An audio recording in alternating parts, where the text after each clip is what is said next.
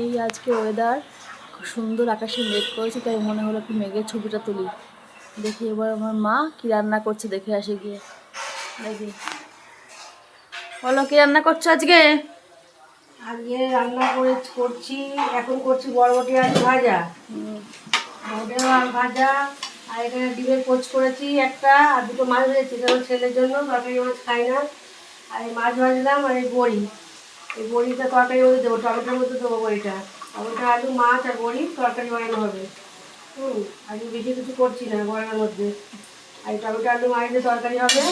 তুমি তো রোজই বল বসে কিছু করছি না, বসে কিছু করছি না। বেশি কিছু করছি না মানে এগুলো নর্মালি, মধ্যবিত্ত নর্মালি, এগুলো না হলে খাওয়া যায়।